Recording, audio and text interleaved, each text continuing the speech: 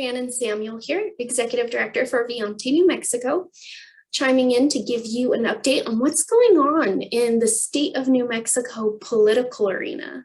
Also, what Viante is working on, and then a call for support and a thank you to those who already support us. So let's get this kicked off. Let's talk about what's going on in the New Mexico political landscape. First and foremost, there's a lot of changing dynamics in the Roundhouse. Earlier this year, Representative Melanie Stansberry, who used to be in the New Mexico State House of Representatives, ran to fill the vacant seat of the Congressional District 1 that formerly Congresswoman Halland had before she was tapped to be the Interior Secretary for the entire United States. And so Representative Stansberry won that race, and so that left a vacancy for her district. Her district is in the Albuquerque area, and so the way that a vacancy is addressed is the county in which the district is, their commission, will look at a bunch of different applicants, and they will select one that they will recommend to the governor to appoint to the seat.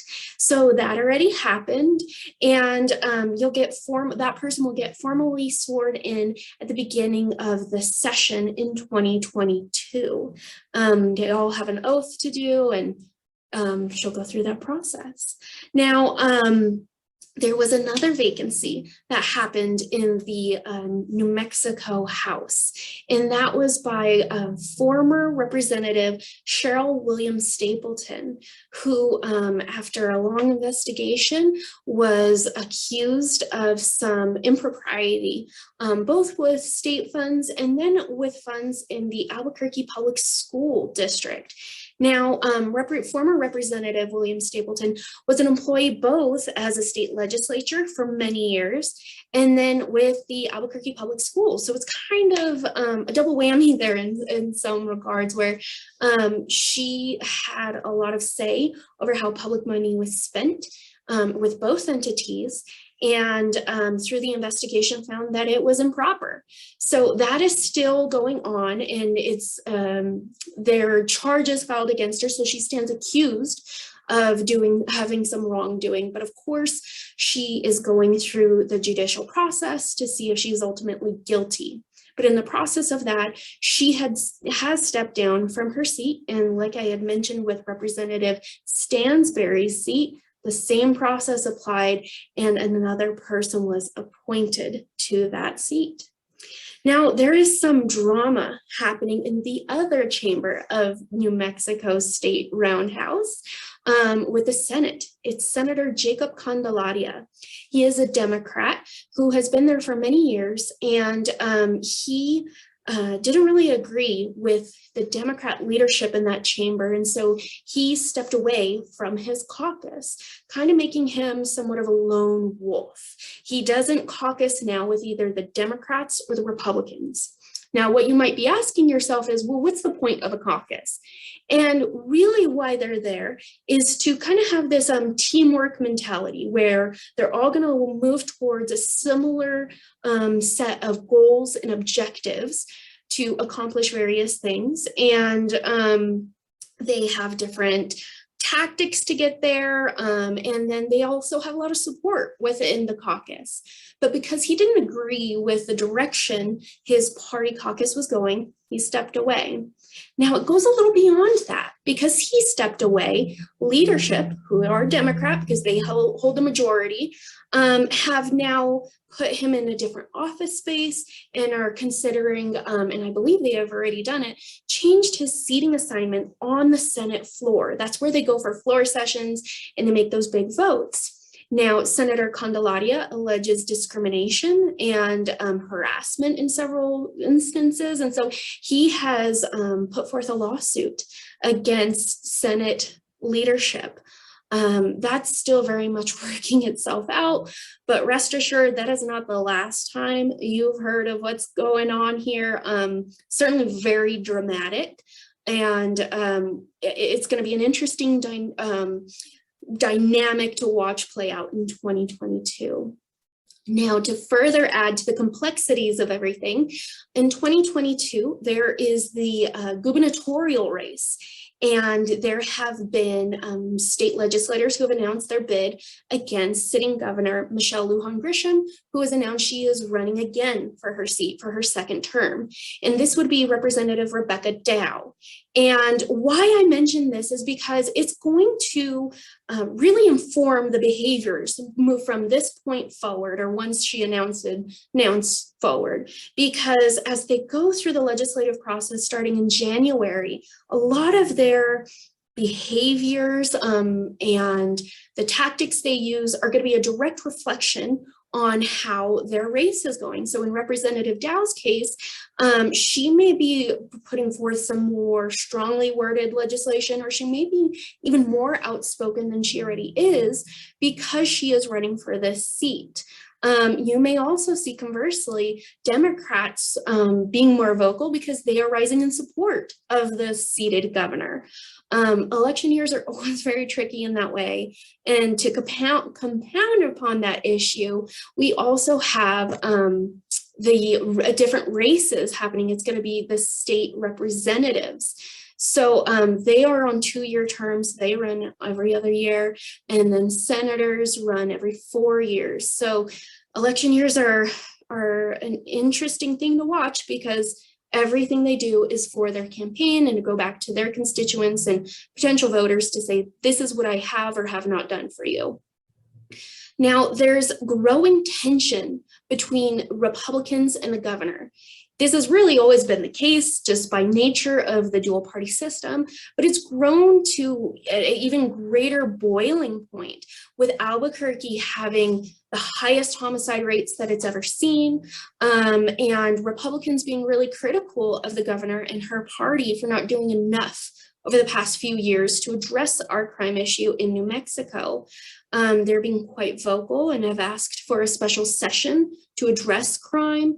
But Democrats have not shown any interest in doing that, saying that they are going to address it in the 2022 session. But Republicans are becoming more and more emboldened to call out Democrats and the policies that have been in place for several decades, showing that our metrics nationally aren't trending in a positive way. So they are placing the blame on those who have been in power for so long.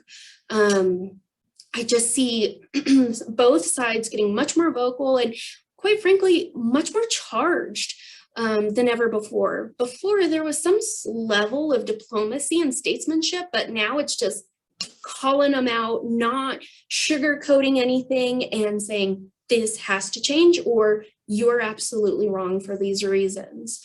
It's disheartening to watch some of the language being tossed around, but I hope I painted a picture of why that's happening. And of course, I didn't mention, but everyone knows COVID is a really big factor in everybody's sentiments around this. And then finally, on the state roundhouse front, we are going to have a special session, and what I am hearing in December, to address the census numbers. And right now we have a redistricting committee that is ongoing in meetings to figure out where our population now is in the state of New Mexico and how districts should be drawn. And these are districts all the way from the legislature to our congressional districts. We have 3 congressional seats in the state of New Mexico.